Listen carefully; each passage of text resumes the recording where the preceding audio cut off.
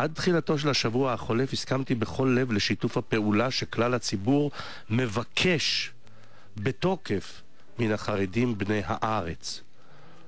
אך בסופו של השבוע, לאחר מה שראיתי ושמעתי בכנסת ישראל, מצאתי את עצמי צועק בקול ולאות הזדהות מוחלטת עם החרדים. מצאתי את עצמי צועק, אני חרדי. כך. בפירוש כך. כן, אני חרדי.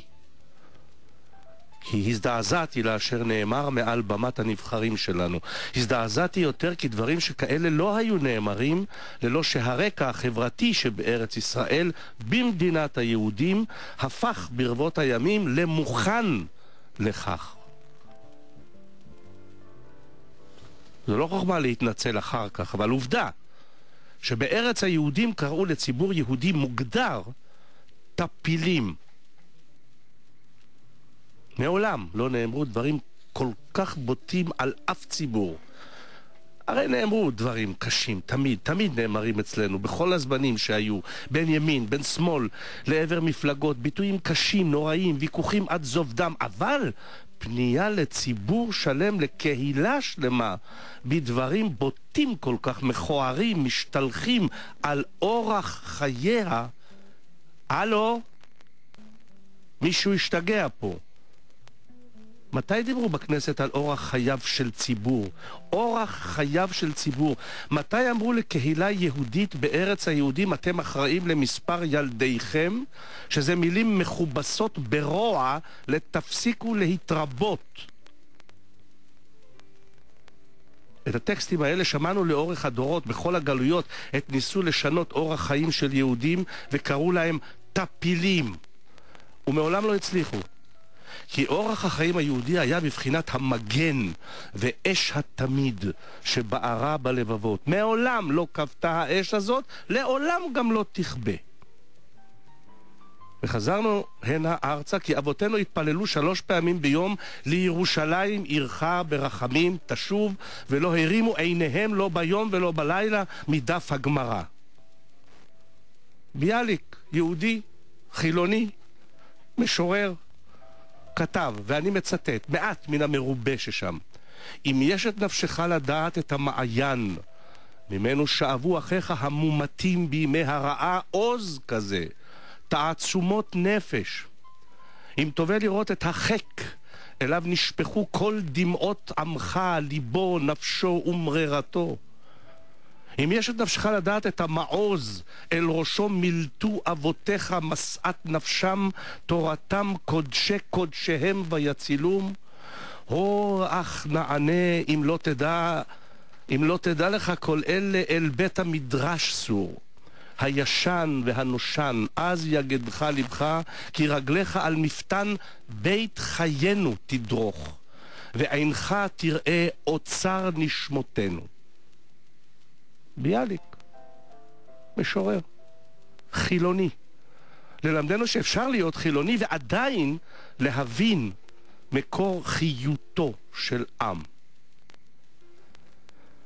ולכן אנחנו כאן, כי אם היו מצליחים לשנות את אורח החיים הזה בארצות הגלות, לא הייתה לנו כנסת שמעל במתה המכובדת היו קוראים ליהודים להפסיק להתרבות.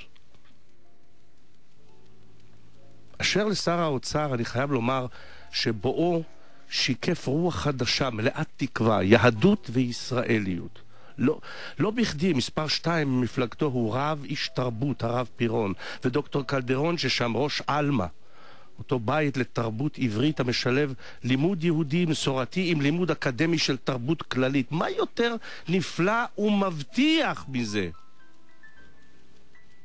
והייתה תחושה שבחירתם של אנשים כאלה אות היא וסימן למגמה ודרך חדשים של שילוב, של יחד, של הבנה, בעיקר של שליחות ציבורית חדשה המכוונת לכל, כן לכל, גם לילדי החרדים. שליח ציבור מתפלל בעד כולם. שליח ציבור בכנסת חייב לדאוג לכל הילדים כאילו היו בניו, גם אם הם רבים.